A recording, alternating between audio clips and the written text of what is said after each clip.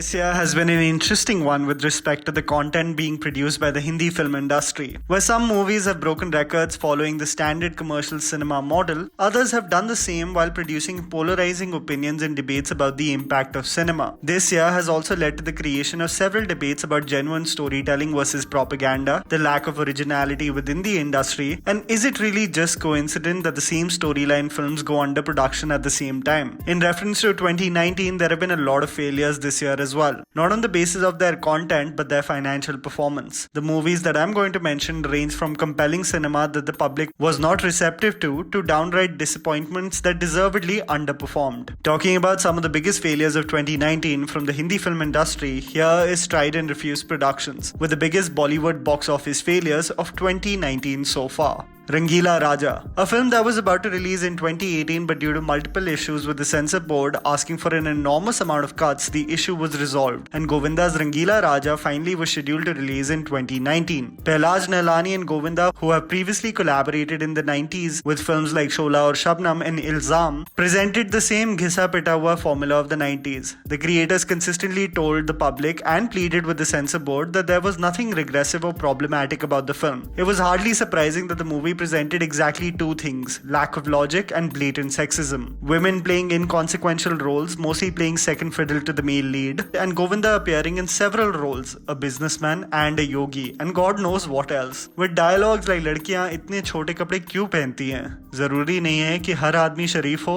Govinda has been trying to make impactful comebacks but has featured in failure after failure. And well, this one failed miserably as well, generating a total net gross revenue of 30 lakhs, considered to be absolutely abysmal. Soncharaiya. Abhishek Chaubey is one of my favorite directors in the Hindi film industry. So when after Udta Punjab, the talented director was coming out with the Chambal Bandit film set during the emergency period of the mid-1970s with a talented cast including Sushant Singh Rajput, Bhumi Pednekar, Ashutosh Rana, Manoj Bajpayee and Ranveer Shori, you knew that you would have some stellar performances with an extremely compelling script. Not only was the film extremely engaging, but was a genuine take on several issues concerning the population present in the vast but dry landscape. Several shots of the film are still entrenched in my memory, and I was impressed by the creator's decision to shed light on the dire state of the misunderstood section of society, something that is often misrepresented in films. Sadly, the movie performed horribly in the box office and suffered a massive loss. The film, which was made on a budget of 28 crores, did a total net gross of a mere 5.6 crores. Released on the same day as Luka Chuppi, which did over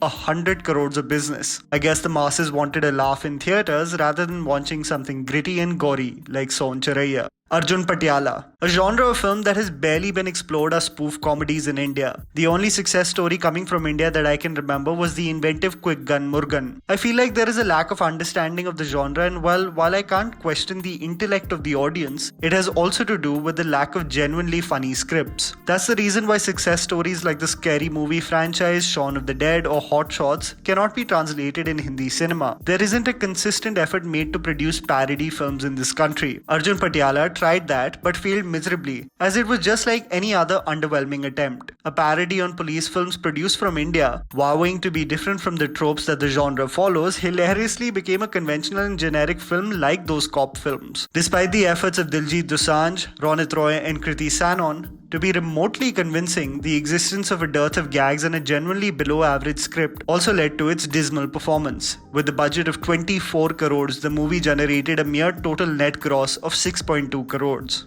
Khandani Shafakhana. Sonakshi Sinha has not had a great financial track record since the last few years, mainly because of recycling the same formula with the films, but mostly because of below average script choices, with the lack of star power and absolutely no marketing efforts before the release of the film. Khandani Shafakhana focuses on a niece currently suffering through a financial crisis, the entire family's pressure to pay back the debt falling on her shoulders, and how she inherits a sex clinic from her uncle. The story unfolds, shedding light on whether the legacy of her uncle's medicinal treatment should live on, or the character can take the easy way out to relieve herself from the financial burden. The film, despite being on the surface an interesting topic, provided for nothing new on the big screen other than a generic speech by Badshah in the final sequence. Some caricaturish acting and a muddy situation of not knowing what the movie wants to say led to footfalls not increasing in theatres, not even slightly. The movie, made on a budget of 26 crores, generated revenue of close to 4.4 crores, declaring it to be a massive failure. Jabari Darya Jodi. The film, which is directed by Prashant Singh and has a huge ensemble cast, focuses on the concept of dowry, a political party led by Javed Jafri that hold men accountable for the series of demands they have when getting married, obviously for a particular price, and make sure the individuals get married against their will without their regressive demands. The movie mainly focuses on the love story that blossoms between the two main leads and how both the main characters try to come to terms with their own feelings in the small town of Bihar, where mindsets are still oppressive and closed off. Even though the last outing with Siddharth Malhotra and Parineeti Chopra was memorable in the form of Hasi To Phasi, this outing provided for a lackluster script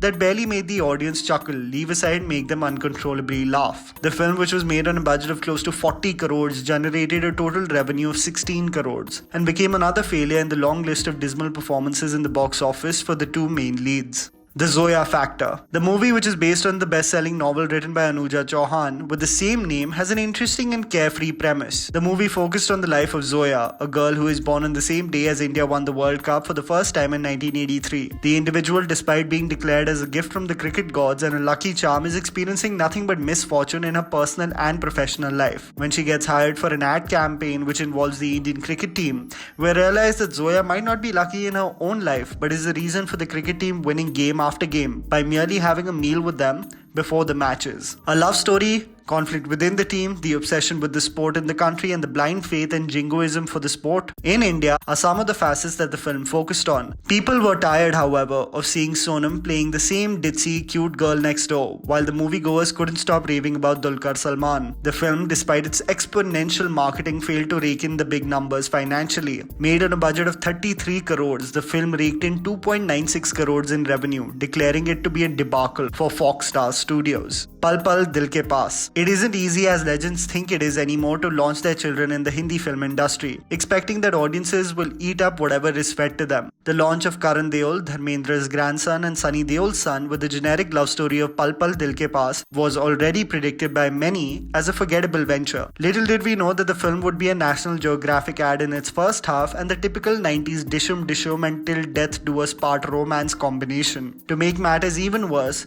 the film showcased one of the worst performances of the year by Karan Deol, as audiences couldn't really understand in scenes whether the actor was smiling or crying. Made on a budget of 45 crores, the movie generated revenue of only 6.7 crores, leading to a humongous loss for the launch of the Deol son. Kalank, a film that was destined to fail just due to the sheer expectations and visual inconsistencies it had, was the multi-starrer Kalank. Abhishek Varman only having the experience of directing one film, two states. A love story set during the time India was a British colony, but the film showcased a complete absence of the imperialist influence. A star cast with some of the biggest names, a monumental task to do justice to each role. Every feature of the film was a mission with several hurdles in front of it. The movie eventually became a cinematic mess due to its dispersed screenplay and its tone-deaf treatment of what India was under the British rule. The production team and the talent involved expected the project to do exponential numbers ranging to at least reach 200 crores. The film, however, underperformed to the dismay of Dharma Productions. Made on a whopping budget of 137 crores, the film collected revenue of close to 80 crores, turning out to be one of the biggest disappointments of 2019.